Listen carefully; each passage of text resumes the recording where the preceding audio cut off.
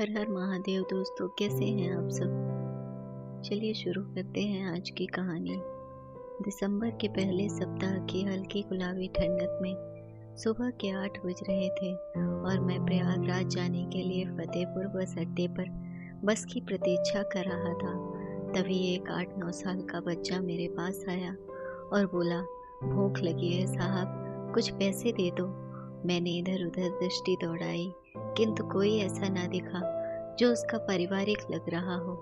उसे अकेला समझकर समीप की चाय की दुकान की तरफ संकेत करते हुए मैंने कहा, आओ बच्चे, उधर बैठकर चाय पीते हैं।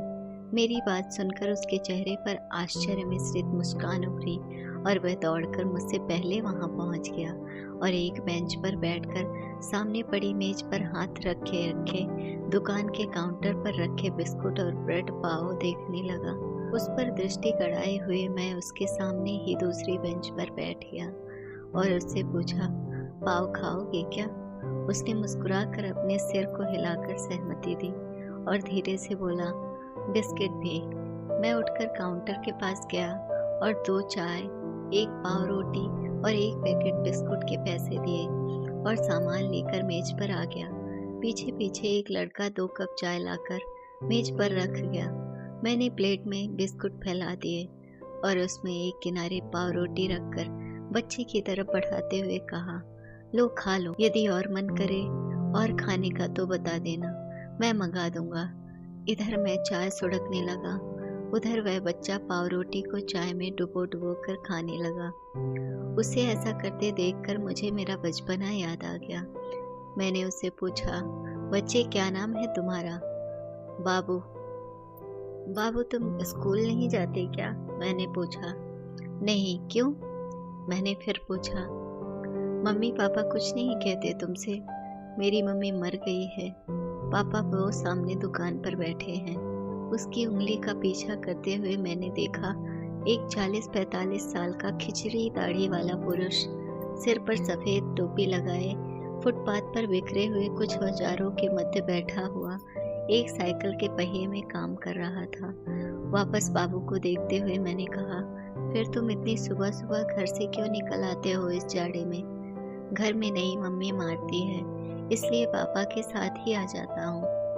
बाबू ने जवाब दिया, पापा जब तक दुकान सजाते हैं तब तक मैं यहाँ वहाँ किसी से मांगकर कुछ खा लेता हूँ, फिर दिन भर पापा के साथ दुकान में रहता हूँ। बगल में बने स्कूल में सुबह आते जाते बच्चों को देखकर तुम्हारा मन नहीं करता क्या स्कूल जाने का?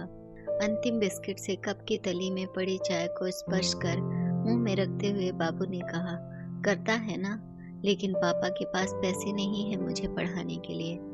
अच्छा यह बताओ, यदि मैं तुम्हारे पढ़ाने की व्यवस्था कर दूं तो तुम पढ़ोगे? उसने विस्मय से मुझे देखते हुए कहा, क्या सचमुच? हाँ, सच्ची में, मैंने मुस्कुराते हुए कहा। मैं जरूर पढ़ूंगा, मन लगाकर पढ़ूंगा।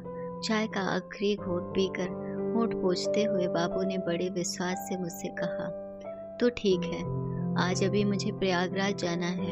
लौट कर आने पर मैं तुम्हारे पापा से बात करूंगा। फिर मार्च में इसी स्कूल में तुम्हारा एडमिशन कराकर पढ़ने की व्यवस्था कर दूंगा। फिर जेब से 200 का एक नोट उसे देते हुए कहा, ये लो, अब आज किसी से खाने के लिए नहीं मांगना, शाम को मिलूंगा आकर।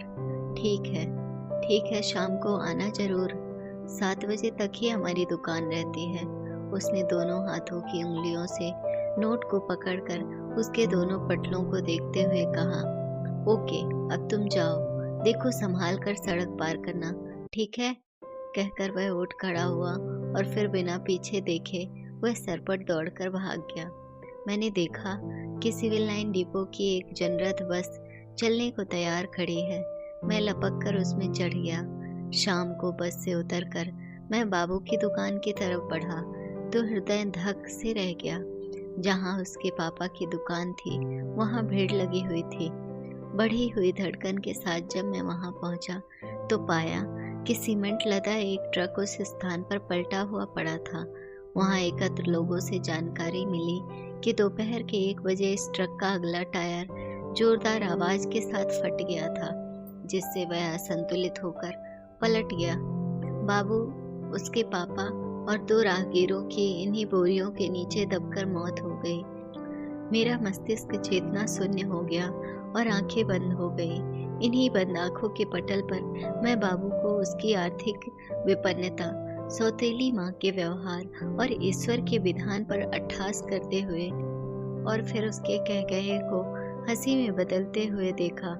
इसी निश्चल हंसी को अंत में सुबकते हुए देखकर मेरी आंखों से आंसू निकलकर गालों को गीला करने लगे। अगर आपको हमारी कहानी अच्छी लगी हो तो अपने दोस्तों के साथ भी शेयर कीजिए और कमेंट में ज़रूर बताइए कि कैसी लगी ये कहानी।